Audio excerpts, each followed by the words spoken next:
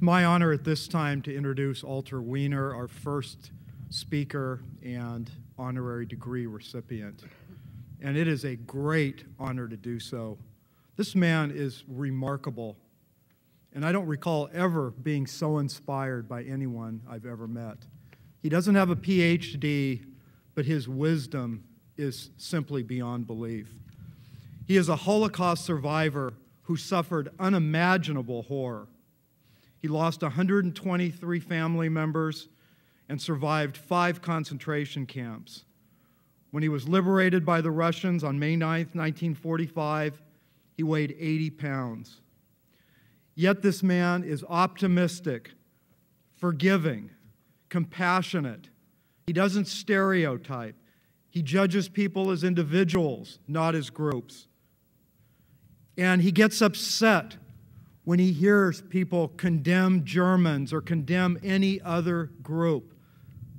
And he believes that each of us should be judged for what we as individuals do. He's not a professor, but there is no greater teacher I have ever met. He has taught hundreds of thousands of people. Some days he lectures 3 or 4 different places throughout the state. And he's spoken with high school students, middle school students, prisoners, you name it. And he has changed lives. People have told him afterwards that they were on the verge of taking their own life until they heard his words and his story. And his life is captured in a remarkable book, From a Name to a Number. I've read many, many books on the Holocaust, and this is simply a masterpiece. And if you get a chance, there are signed copies in our bookstore that are available after the program. It is truly an extraordinary work. This quiet man is a giant, one of the most inspiring people you will ever meet. Please welcome Walter Wiener.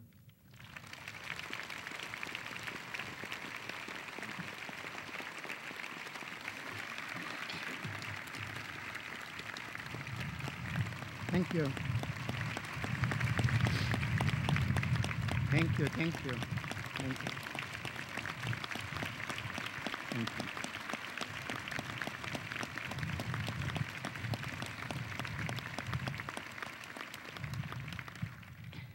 Congratulations, graduates. You are highly educated. I have not even graduated from elementary school. So obviously, there's not much that I can say to enhance your knowledge. However,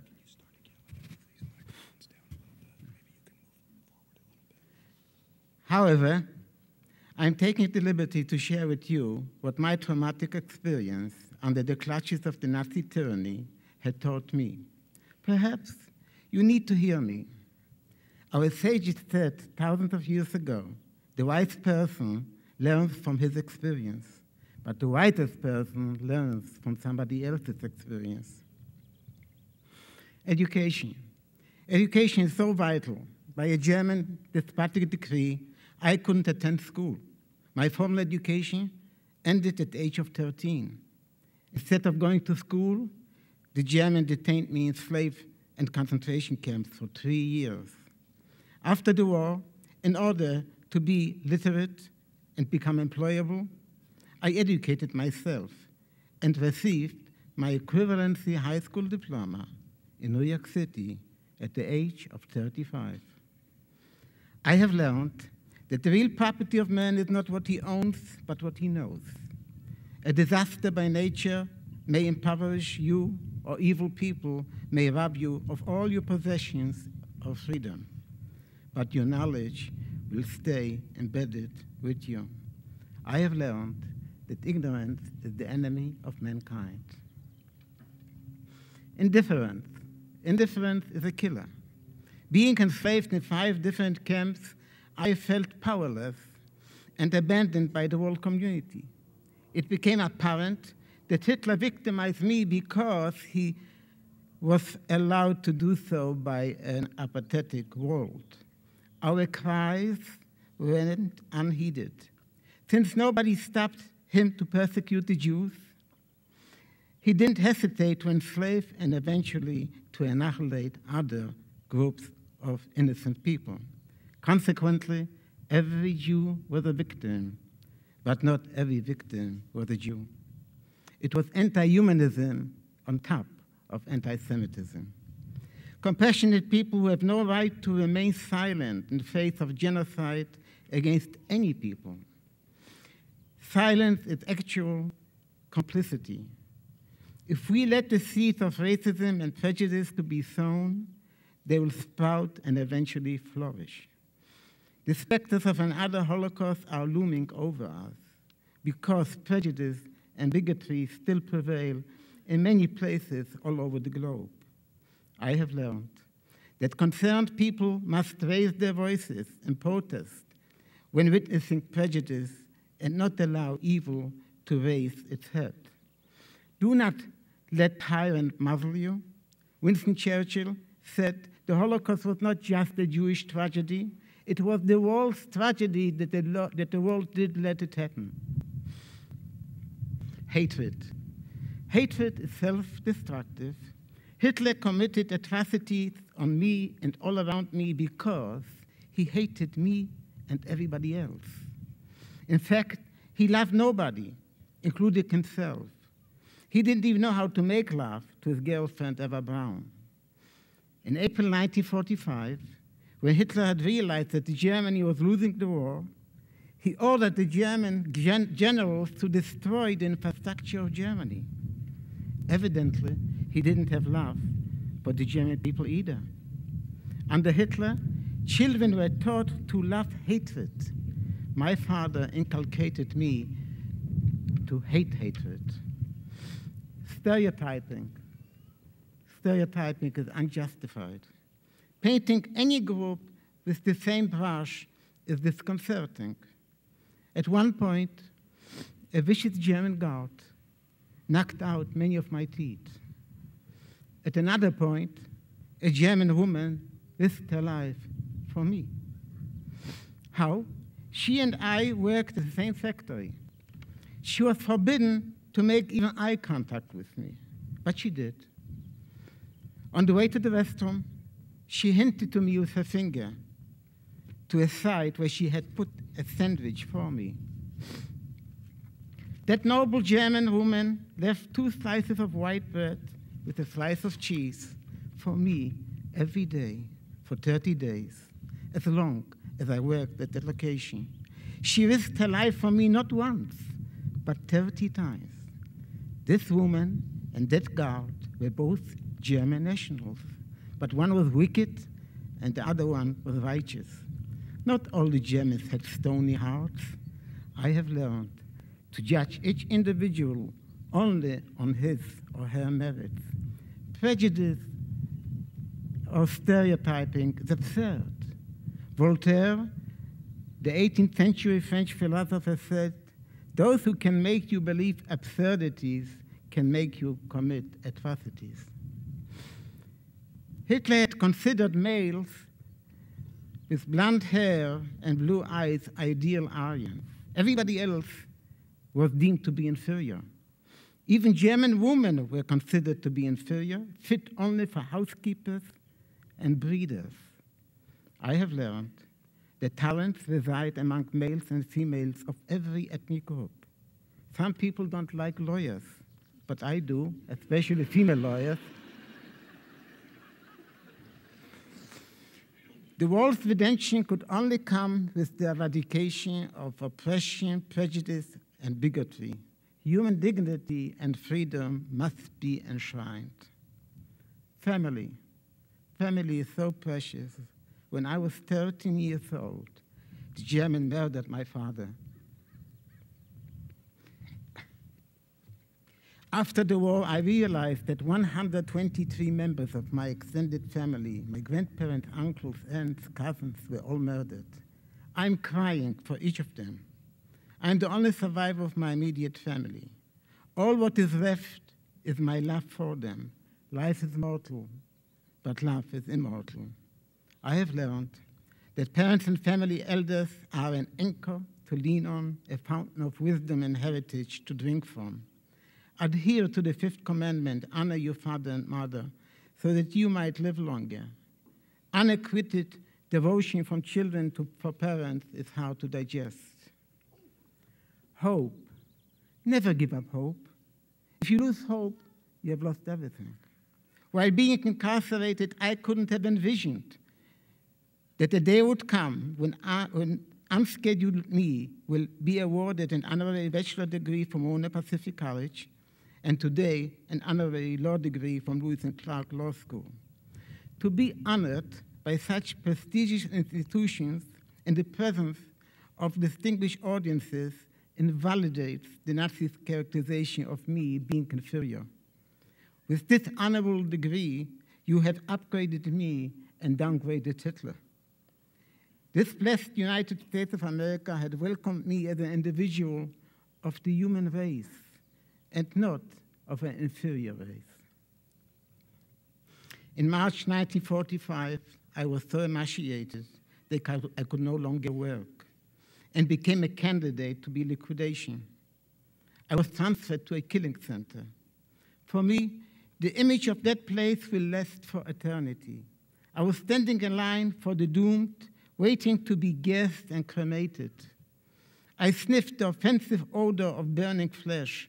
I felt downright scared. The thought of being so close to an imminent death sucked life out of me. Then, a German entrepreneur approached me. My heart stopped. He shouted at me, "Komm raus, Knabe, du kannst doch bei der Arbeit kapieren. Get out of the line, young boy. You can still work and expire at work." He sent me back to work. This was in line with the Nazis' plan, Vernichtung durch Arbeit. Perish while you work. God's will, by miracle, I'm here today. I weighed 80 pounds when the Russian army liberated me in 1945.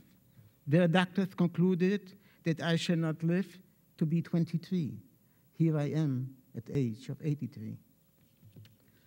On a lighter note, let me tell you, thank you.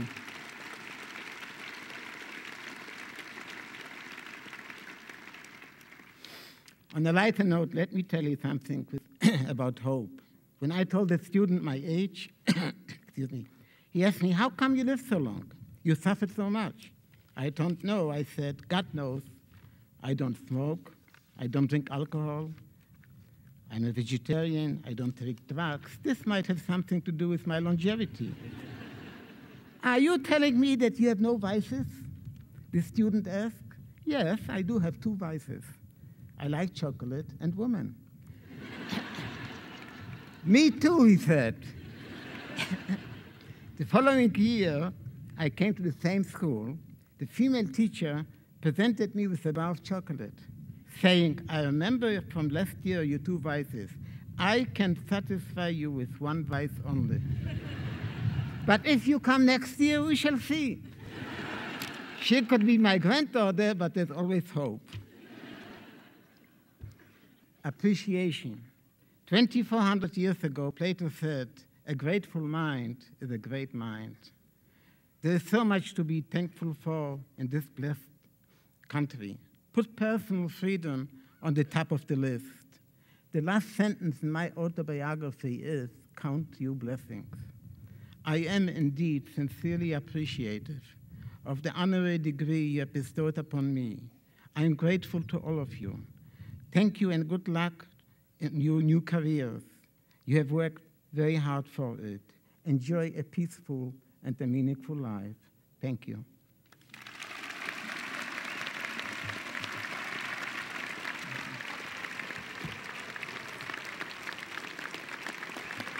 Thank you, thank you. Thank you.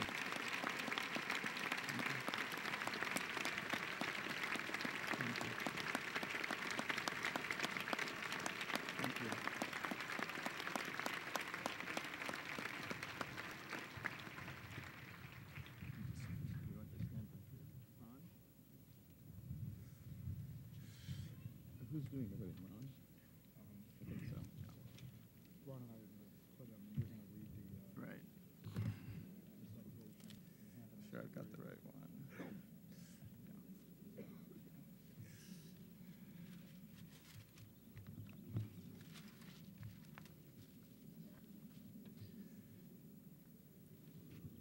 Holocaust survivor, passionate witness, and inspiring truth teller, in giving clear and compelling testimony to the darkest chapters in our history, you call us to constant vigilance against powers, forces, and sanctions that would oppress our most basic freedoms and rights as human beings.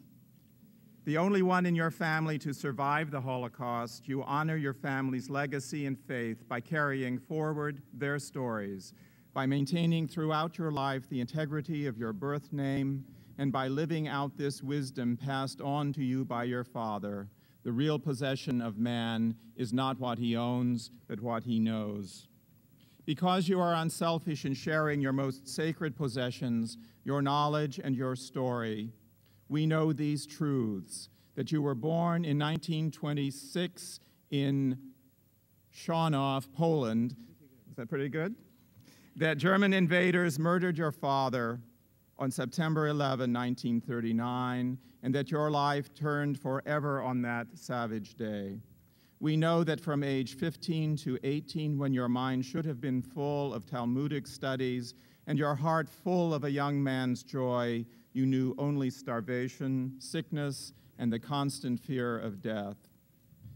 We know that your captors moved you through 5 concentration camps in 3 years, and that they took away your name and branded you with a number, 64735. And we know that although they controlled every moment of your life, they never gained hold of your mind, they never erased your memory.